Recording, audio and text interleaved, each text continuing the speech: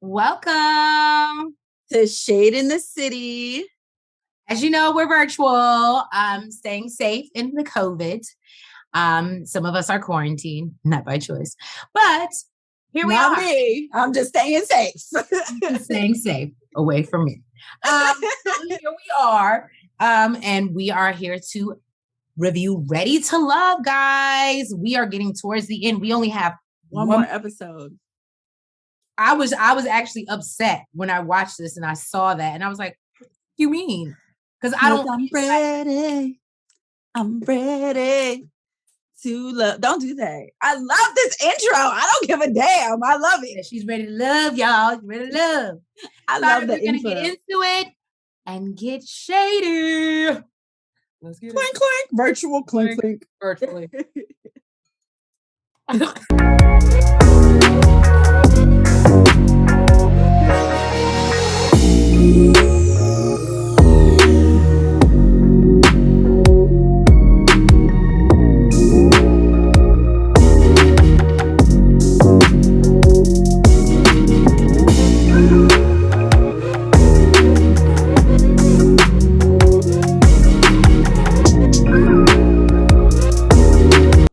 All right. We in DC. We at the Watergate. Me and Nels was just talking about we gotta drop by, see if we can roll up on nephew Tommy and his powder blue. Like he said, don't come unless we got an invite. Guess what? This our city. Okay. We going. Sounds like an invitation. So we see nephew Tommy round the ladies up. And he's like, all right, it's time to meet the family. And you guys need to make sure you pick the correct family members because we know that you probably don't want to introduce them to everybody. Who would you introduce them to, Trace, in your family, if you had to? I mean, besides me, of course. I was gonna say you're my first. That would have been the first thing I would have said is you. That's why I was like, am I supposed to say you? Because outside of you, I would probably introduce I'm going to say Alicia. Okay. Alicia or Aaliyah. Only I don't know, Aaliyah's a little rough. But Alicia, I think, she's very observant. So she would sit back and watch mannerisms and things and really listen to what they say. And you know what? Looking at Alicia's relationship. She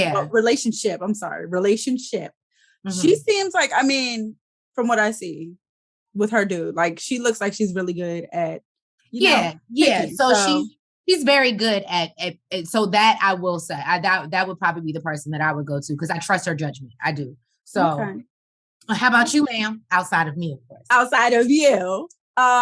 Honestly, I think it would be Talia. Yeah. It would be you and my oldest daughter. Like, because her opinion matters to me and she's super opinionated. And she's gonna let me know how she feels about him anyway. So might as well find out before I bring him home. That part. So there we have it, guys. We are getting ready to meet the family. And Aisha, even forewarned, she's like, oh, SHIT. And her family from New York, so I know they about to get in that ass. Yeah, it's gonna be interesting. But let's meet the parents, guys, and see what happens. All right. So we get to our first parental meeting with Sydney and Miss Gabby. I love how Sydney kept referring, if you can make Gabby happy, you've done something. I was like, okay, Gabby. So we see Sydney's beautiful apartment, by the way. We were trying to figure out where the hell she was located. Not to be stalkerish, Sydney, but that shit is nice. We just want to figure out whereabouts. We was trying to we can Google it. They gave us the name of the place. Oh, did they? They put the name of the place on there. Oh, I didn't see it. Building. Gotta go back and look at it. I just don't remember it. But they gave me names, but it's a beautiful home. We meet Gabby, and I don't think she ever said who this guy was. Is this her? Wait a second. Now that I'm thinking, why would they do that? Why would they give the name of the place? I don't know. So that she could have stalkers? Yeah, I was gonna say because Sydney may have stalkers. That's a little dangerous, but I mean, you have somebody to blame if you do. So yeah, but no. So who is now? I'm wondering who's with Gabby. We missed that whole part. Who is this man? Is that her husband? Her daddy? That's the dad. They've been together. Yeah, they've been together for forever. And actually, Phil made a comment about how you can see the love. Got it. Okay, because I was like, is this her daddy or is this her stepdad or what? Okay, so we see Sydney, her mom Gabby, and the dad. Phil comes over with a bouquet of flowers for both of them. Like Drake said, both. Phil won points with me. I ain't even there.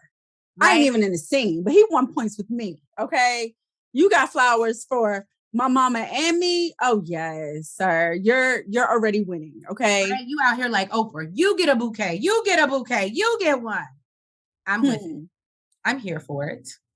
So basically they ask him the tough, well, Mama Gabby goes in and she's like, so do you have a savings account? I don't mean to get too personal, but do you have a savings? And I was like, and she was like, Mommy, you never ask a man about his finances.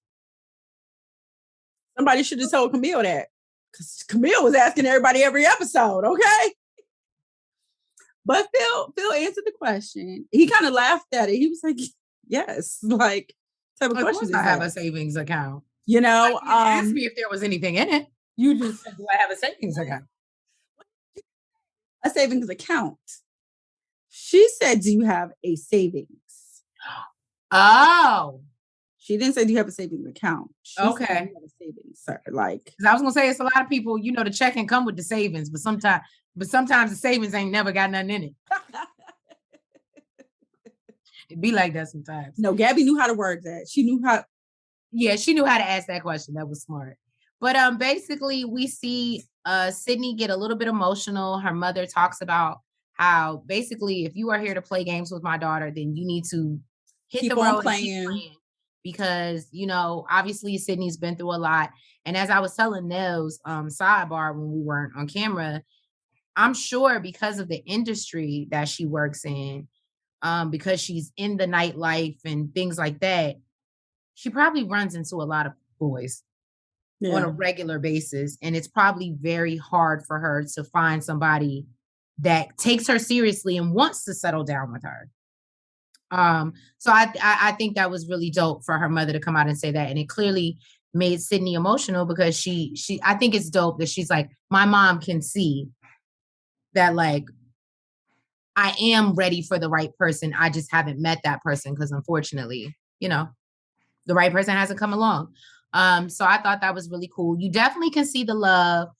We see Sir Alvin and what's the other dog name that she holding? Multabella.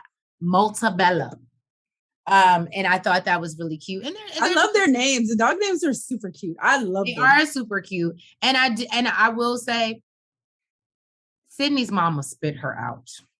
She did. We all know what Sydney gonna look like when she get older. So that's not a bad thing, Sydney. You got something to look forward to. But yes, this is a beautiful meeting between Phil and Sydney. We see the connection and they're just all loving on each other and giving each other's kisses as they end. Mom definitely gives her a stamp of approval and said he's a nice guy. He didn't get flustered when I asked him the hard questions, and they really liked him. So I like that the mom said he has a warm smile.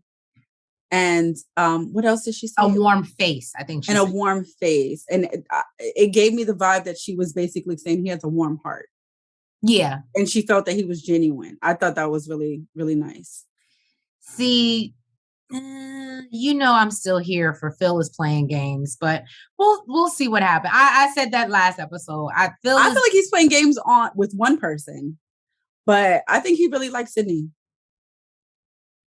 I mean, he's showing up and showing out right now. Apparently, so did Frank. So let's get messy.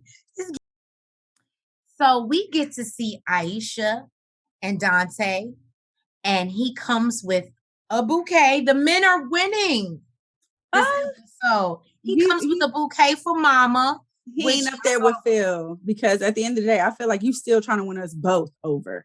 That's true. You ain't won me yet. Okay. You're trying to win my mama over, but you're still trying to win me over. With my flowers. But if you win my mama, you might win me. So I get his logic.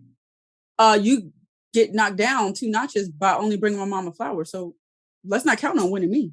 Oh, Jesus. With my flowers. Terrible.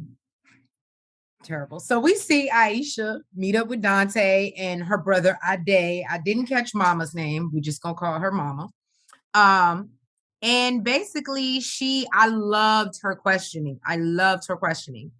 She said, is she a season, reason, or for a lifetime? I think that should be everyone's question. Because that was that nips it in the bud.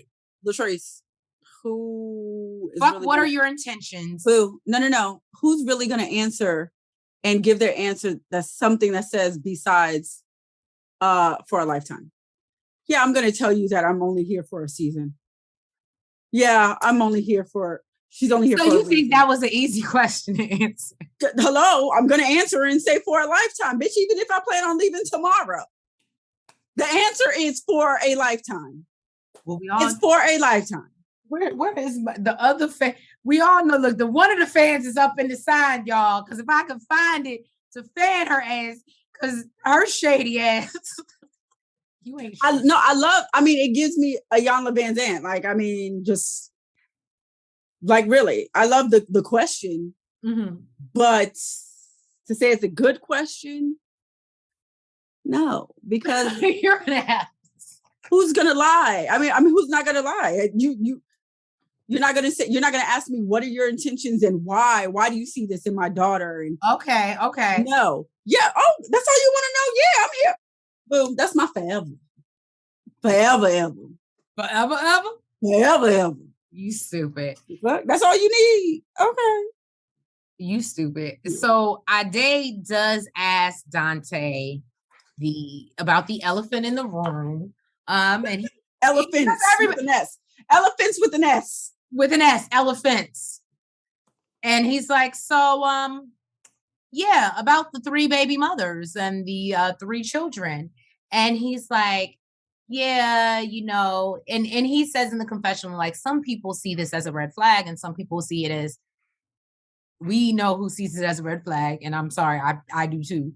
But, he's like, oh, and we see, but basically some people see it as that's a part of your past and you moved on. He does say, which I did respect his answer.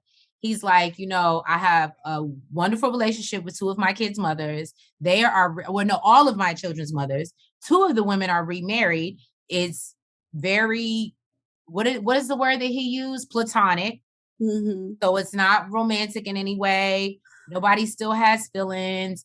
And basically you ain't got to worry about nobody popping up at your door. So I will say I do feel a little bit better about Dante. Wait, I have a question. Oh God. Okay. Because he said 2 of them are remarried. And here's the main reason why I see him as a red flag. Okay. It's not really because of the 3 kids with the 3 baby mamas. And I'm saying baby mamas because baby mama implies that you weren't married to them. Any of them. Right. So to say that they were remarried implies that they were once married to you. That's true. Okay. So, were you married to any of these women or not? Because if you were not, to me, that's a red flag. You did not commit at all to any of these women. You didn't give a ring, a license, a nothing to none of these women, but you gave them babies. Woo! Damn. That's why it's a red flag to me. It's not that you had 3 kids by 3 different women. It's the fact that you laid down and made a baby with all 3 of these women, but you never you never married any of them, none of them. And that's what I'm understanding when you say baby mama. But then when you imply that they got remarried, you're giving the impression that you married all of them. What is it, sir? Ooh, well, Dante, I thought we was just gonna go swiftly through this, and you was getting points. You was climbing back up the ladder, but I like Dante. He seems genuine, but he also seems like he has commitment issues. Oh, he's giving me it's a red flag for me. Yeah, no, we all know men who are great men and have commitment issues. All right. No. We're gonna talk about the elephant in the room right now. Oh, this motherfucking bra. Moomy. Ooh. Come on now, we grown. We know should be no bras, no bra straps showing. And boo, you on TV? What are you doing? I love Moomy, but what the fuck is going on here? Why do I see your bra strap and why do I see your bra? But wear a strapless bra or don't wear one. The fuck? We should not be able to see it. Go ahead. It was the color of the bra for me. I was just going to say the bra, period. Just don't wear one. But I will say that please forgive us, Moomin, because we've been saying your name wrong and her peoples happily corrected it in the episode. So Moomin and is from Cameroon, which we did not know. So I thought that was super dope. I think I knew she was from Africa from following her and the Brown Girl Squad. But we didn't know Frank was. I didn't know Frank was from Ghana. So yeah, they have this whole little African connection, which I love. From Accra. Like, what?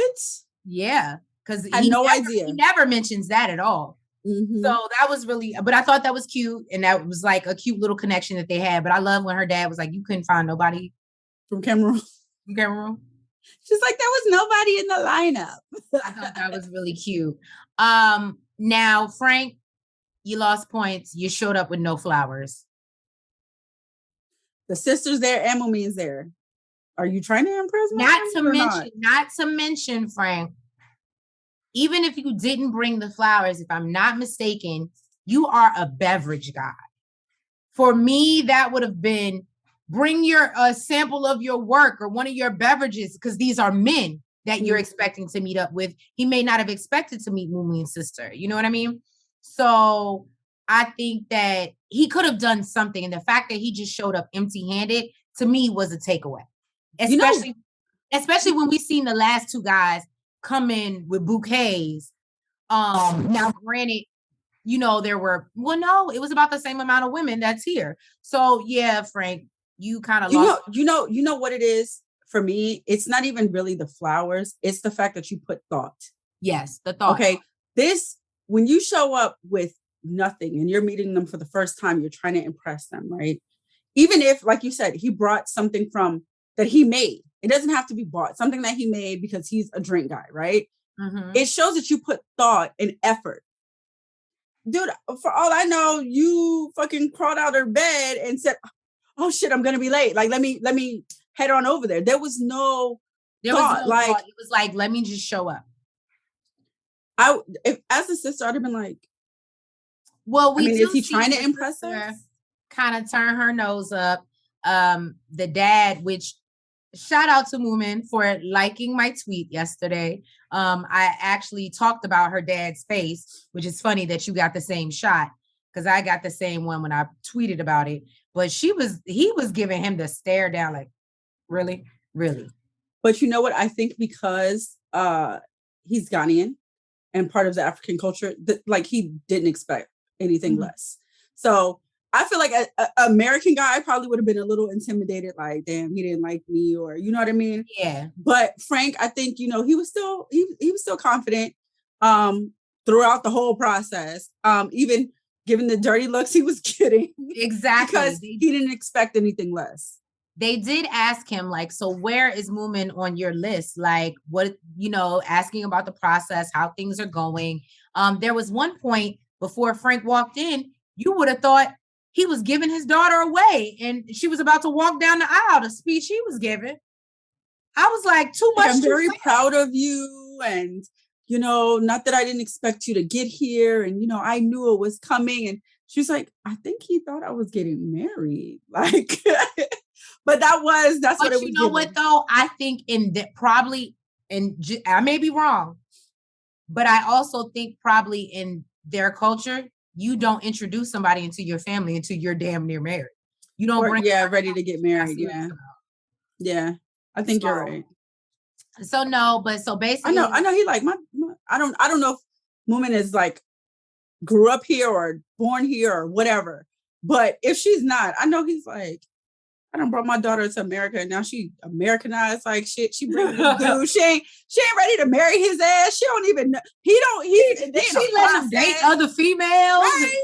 The hell, this American shit. What the fuck? This is what I signed up for. So basically we see they start to ask Frank, I was about to call him Phil, please forgive me. They asked Frank the hard questions. Call everybody Frank. Now you about to call him Phil? Yeah. They were like, hey, so where is she staying? And he's like, well, he was honest and I respect it. And he was like, well, I am in the process and there is someone else, but Moomin is very important to me. She's very high on. And the sister was like, I feel like nobody can compare to you. I didn't like that answer. Like, why is there anybody even in the running with you? And I hate to say it, as a sister, that would have been the answer to my sister. And I am almost probably 99.9% sure that would have been Nels' answer to the dude that I was introducing her to. So, yeah, I mean, she didn't say it to Frank, but she did say it. And I completely understand where she was coming from. Mm-hmm. Because you don't ever want to feel like someone that you love dearly, like they're like, second to someone else. You know what I mean? Yeah. But I mean, I guess with this process, she did sign up for it. You kind of got to understand that it's a part of the process, and she knew what she was getting into before she did. So I think I would have been feeling some type of way, but it's part of the process. So, and basically it just ends with Moomin's dad being like, look, if you just looking for an adventure or whatever you want to do, you think this is he said this is the wrong adventure. This is the wrong adventure, motherfucker. We'll take you out on this safari and feed your ass. And looking at his face, he looked dead serious. He was very dead. Yes, look at his face. He's dead ass. He's like, try it if you want to. I don't know why. Like, he's like older, but like, I don't know. That look just looked like he could kill somebody with his bare hands. Like, he can kill somebody with his looks. He can look, if looks could kill. Okay. Them looks, boy, look. He would have me feeling like a little girl sitting in my seat. Like, okay. Yeah, no, I'd be scared of Moomin's dad. You better watch out, Frank. Don't play with her. Because she is. All right. I'll let you take this one, Nell. Are you sure? Okay, I'll take it. So Shiloh goes to meet with nephew Tommy, and Phil also joins. Apparently, she said last night, I believe, but Phil said a couple nights ago. So I'm not really sure about the timeline. But they went out to a bar. It was a few nights ago. Shiloh brought up, she wanted to know how Phil felt about her. And she wanted answers. She wanted a direct answer. Are you picking me? Am I the one that you want to be with? And he could not give her a direct answer. So they got into an argument. And apparently they were leaving. Playing games. I'm sorry. They were leaving, and she began to walk down. It was raining, it was dark, apparently 4 or 5 o'clock in the morning, and she began to walk down a dark alley in DC. I'm gonna say this, hold on, before you start. I'm gonna just say this only because I know not all of our viewers are in this area. But I was getting there. But if you go and Google, not for 2022, go look at the homicide rate in DC for 2021. Just look at the homicide rate. Period. I mean, every year. Carjacking, robberies. It's just, unfortunately, it's a beautiful city, but it can be very dangerous. But shit happens. 4 or 5. Shit happens like everywhere else. But unfortunately in DC, certain parts of DC especially, the crime rate is higher. Okay. Yeah.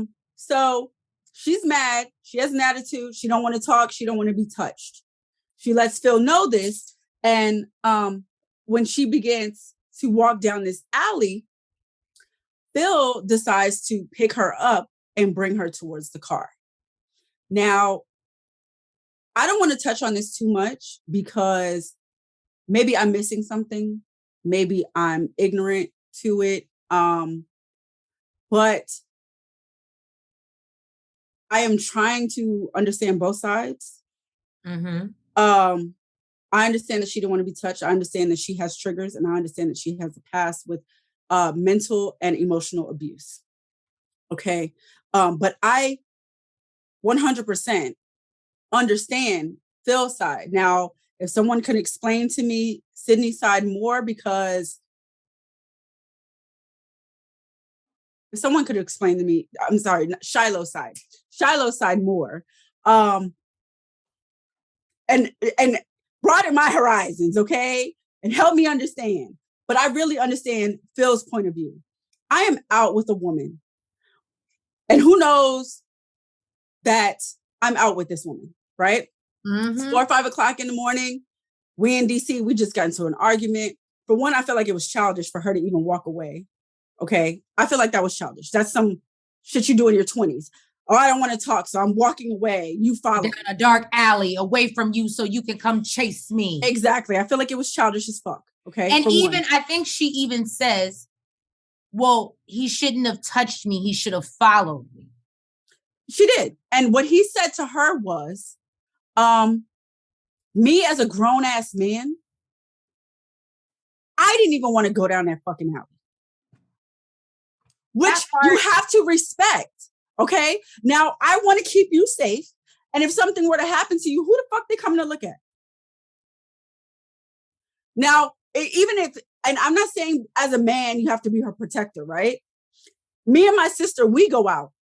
If something happens to either one of us, they're going to be looking at the other one. Well, wasn't she with you? Exactly. How'd you let something happen to her? How'd you let her out your sight? So it's not even about him being a man and being a protector. Y'all are together. And you came here together. You leave together. If you want your space and your alone time, do that shit when you get home. And don't call him, block his number, do whatever you need to do. What also bugged the fuck out of me is nephew Tommy is telling her in her face, it's 4 or 5 o'clock in the morning, y'all should have been at home. But she's like, mm-hmm. Yeah. Mm-hmm. Like she agreed. And then he says, no, wait. I'm not done. Okay. She's sitting there dumbfounded, like, yeah, I agree. 4 or 5 o'clock in the morning. Yeah, we should have been home. You agree, but you're walking down a dark alley when it's time to leave. You're the one extending the time, ma'am. You're the one keeping you out longer because your ass won't hop in the fucking car to leave. But you agree with nephew Tommy. Then, okay, Trace, you can chime in. Yeah. Nephew Tommy also says, y'all shouldn't have been having this conversation at the bar. With alcohol involved. And she's looking over at him. Did you not initiate the conversation? I'm going to need some, Trace, what's the word for 2022? What's the word for 2022? Accountability, folks. I'm going to need some accountability. Sit in your shit and say, I was fucking wrong. It's giving me, you were upset and pissed off and angry because he didn't give you a direct answer until y'all got into an argument and told you who he was picking. Okay? You were pissed off that he told you he wasn't picking you in the midst of an argument. And you know what's so funny? I didn't see that when you first said it, but that definitely makes me think now that that's why she was so hot. That's why she lost her shit. Because he told her the final answer. And only because, and no, I love you, Shiloh. And look, I got somebody who wants you. So I'm just saying, drop down. I would have never seen this for Shiloh. I would have never seen her. I would have never seen it either. But I know I probably in my younger days, not now that I have a little bit more sense about myself. But I know that if I don't like what I hear in that moment, especially after consuming alcohol, shit can go left. And I can get dramatic. And I can, now, I'm surprised because I did not expect that from Shiloh. But I think that we're all human. But what I wouldn't do is sit there the next day and be like, yep.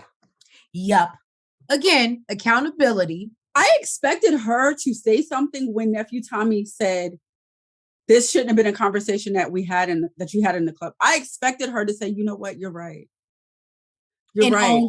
I had been drinking, and after our trip, I really wanted to know. Nephew Tommy, you know what? I really wanted to know. And I pressed him for the answer, and we got into an argument. I'm at a loss. I understand that you asked to not be physically touched, and I get that. But I really feel like, what was he supposed to do? I just need like some type of what. And she goes on. Let me just. Oh, that's right. She said he should have followed her. He should have followed her. But let me just. So they can stay out till 6 o'clock in the morning. Let me clear this up for the viewers who may not have watched the episode yet or may not have caught this portion. Because I do think, and I can understand where Shiloh is coming from. Mm-hmm. However, I appreciate her for that. But she does say, he asked her, Nephew Tommy says, do you think he was trying to harm you? And she says, no. So what was the point of you kicking and screaming and walking away, and putting yourself in harm's way if you didn't think he was trying to hurt you? Why wouldn't you just go back to the vehicle? You know what? Not even that, Uber. Have him sit and wait for your Uber to come, and y'all never talk to each other again.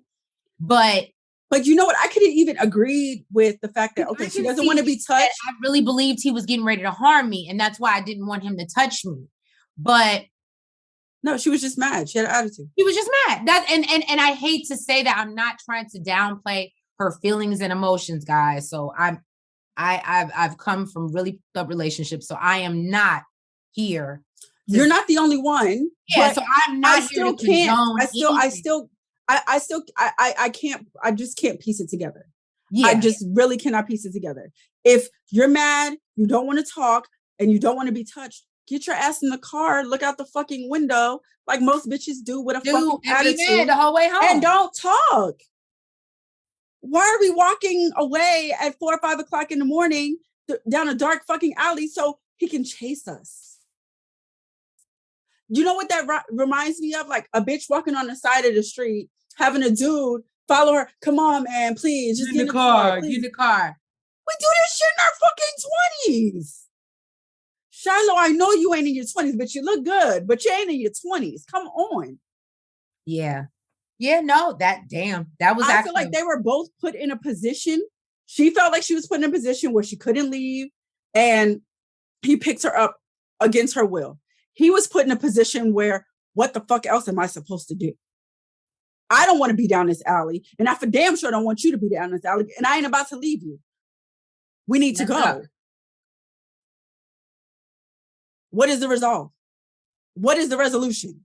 I don't know. It's a tough one, but that's what we're here for, guys, to bring talking points. You let us know. Drop down in the comments, Shade. Please. If I'm missing something, I'm ignorant to it, let please. Us know. Give me a different point of view. Because I do think Shiloh is one of our, or at least is one of our favorite from the show. I don't think ever said anything negative or about her. No, we love Shiloh.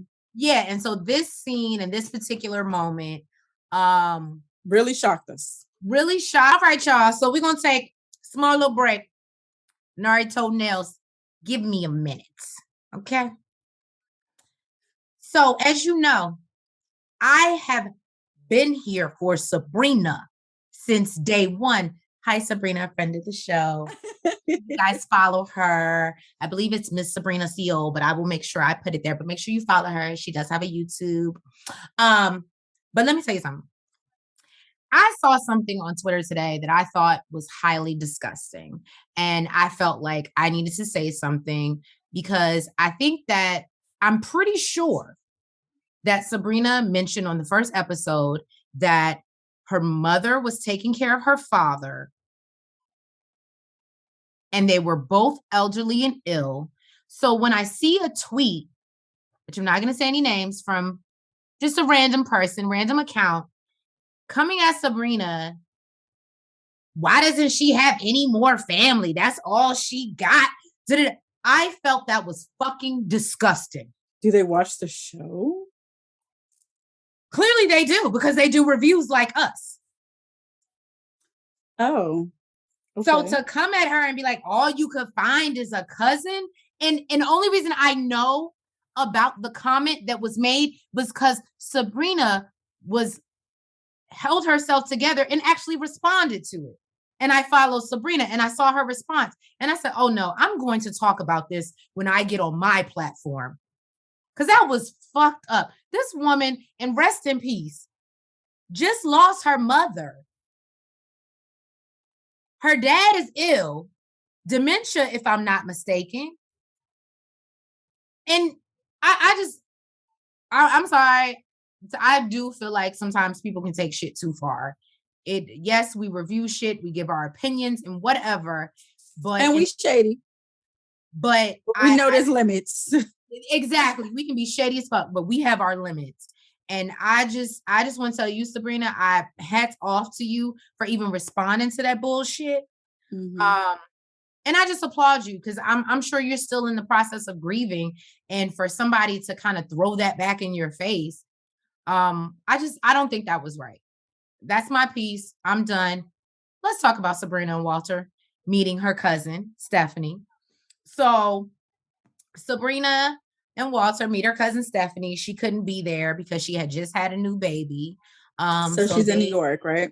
Yeah. So they're clearly doing the virtual, like we're doing. And basically she's just like, I forgot what she asked him. Did you remember that? What Stephanie asked him? I feel like that part flew by so fast, but go ahead. Do you remember what she asked? I know one thing that she asked was, she knows that he likes to date younger women. And how do you feel about dating a woman that you're not, like out of your norm? Mm-hmm. And I loved Walter's answer. Oh, you finally love Walter? I loved his answer. Oh, okay. I loved his answer. For one, he said that she gets my pop culture references. Okay. That wasn't the part that I loved. He said, I am, he mentioned that his wife had passed away, and my wife would have been the same age as Sabrina right now. So this is the type of beauty that I would be looking at. God damn it. Walter, you ain't come with no flowers, not shit, but you left winning. You get a car. He get a putt-putt. He don't get no whole car because he ain't come with no flowers. But I mean, that I feel like it couldn't have been a better answer. Like, let me tell you something. Out of all the answers for the tough questions that I heard out of all the men, for one, you compared her to your wife that passed away. And she knows that holds a lot of weight with you because we hear about it so often. And the fact that you didn't make her feel no type of way about the fact that she's out of what you would normally be attracted to, which is younger women. You actually, sorry. You actually, bless you, ma'am. Thank you. Actually basically said, this is the type of beauty I would be looking at. So you called her beautiful and your wife beautiful, basically together. I just thought it was an amazing, amazing answer. Like, that just set the scene for me. That was just It couldn't have been me. If I was the sister, or I'm sorry, was I her cousin? The cousin. Let me tell you something. I'd have been like, he got my vote. Right? Go ahead, girl. Put a ring on him. Look, I'd have been like, I don't know shit else about him, but he got my vote. That's it. Okay, y'all. We see Frank finally, because I've been calling him Phil. These two, I swear to God. Frank and Phil. You know, one is with an F and one is with a P, right? Bye. So Frank comes to meet with Sydney and at her beautiful apartment. In her beautiful apartment. Girl, it's nice. It's nice. And basically, she has her sister there, which we didn't have a picture of. Well, we do have a picture of. We just didn't have time to add it because Latrice forgot it. It is what it is. Let me tell you that she don't look like Sydney. So here we are. And basically, the sister asked questions like, well, you know, what's up? Like, how are you feeling? She asked about any other women that he may be dealing with. And he's like, yes, I am talking to someone else, but Sydney is very high up on my list. Like, you know, I don't know. I feel like Frank had a hard time bullshitting. I feel like he dodged it a little bit. That's what I'm saying. He had a hard time. He's like, yeah, but we're here to talk about Sydney. Exactly. I feel like when he was on the date with Moomin, you know, they I feel like he elaborated a little bit more. Yeah. With Sydney, he was just like, yeah, but you know, we're here to talk about Sydney. And she wanted to know, you know, so basically, yeah, he was saying, you know, she's high up on the list. I, you know, value her. And she's like, are you telling Moomin the same things? She did say that. And he's like, you know, I'm gonna be direct with you. I value her, and we're on this journey, and I don't want it to end. So you didn't answer my question. Do you tell her the same shit you telling me or not? Well. Do you make her feel like you're making me feel? Like, very good points. I need to know so I can know if it's you or Phil. Okay. And I think, I mean, it was a short scene, really, but Sydney even says, I feel like he might be more of just like a guy best friend. Well, the sister actually. Well, no, she says in the confessional that, like, and you forget because they've known each other for so long and worked together. She said, you guys give more friend. The sister did say they give more friend vibes. But she did say in the confessional, like, I feel like this just might be like, you can clearly tell that her attraction and her whatever with Phil is a little bit deeper but Frank and her have history is what that is. Maybe not dating history, but history as far as them knowing each other. So I think she feels like it's someone that she can trust. You know what? I think that they're just comfortable with each other, but I think that neither one of them really wants someone that's in the life that they're in. Absolutely.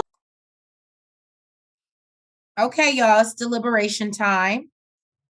And nephew Tommy sits down with the ladies to hear about all of their experiences. We hear from Sydney, who lets us know that both dates went very well. Her sister did give her advice on who she thinks she should choose, which she let us know she's not going to share with us. But overall, we think we got an idea. Yeah, we kind of have an idea, but everything went well. Sabrina talks about how great we all know Walter is. And Stephanie gave her seal of approval, which we're all giving Walter this. Well, I am. Anyway. And Aisha talks about Dante and how it was so much better until Nels ruined it for me, but how, you know, she was for a lifetime and not a season or a reason. So I thought that was very sweet as well. Then apparently, Ready to Love loved it too, because they named the episode after it.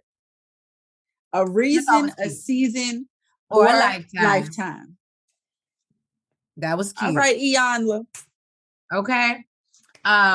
We talked to Moomin. We all know about her date. I don't think that there was like much there. The big thing, and I hate to say it, we're back to Shiloh. She starts off the conversation. Well, I will say this because I tweeted about it. In this moment, I actually felt really bad for Shiloh. Because obviously her and Phil are kind of on the rocks right now. And she had to sit and listen to Sydney's experience of Phil meeting her parents and how great they were and whatever. And she says, he was supposed to meet my parents. And we did hear Phil say, I can't wait to meet Shiloh's parents.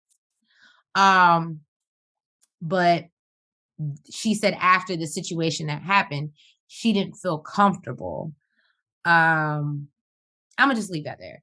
So yeah, that was pretty much deliberation. And I don't think he said we're getting rid of anybody. I think he said he said there'll be no elimination.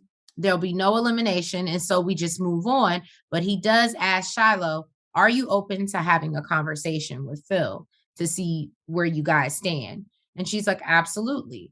I would be open to that. And so that's where we leave, guys. And it just gets even more confusing. Here with Phil and Shiloh for their second conversation to see where things are. Can I just say to the viewers that I did a little research. Shiloh is 33. So we are actually older than Shiloh.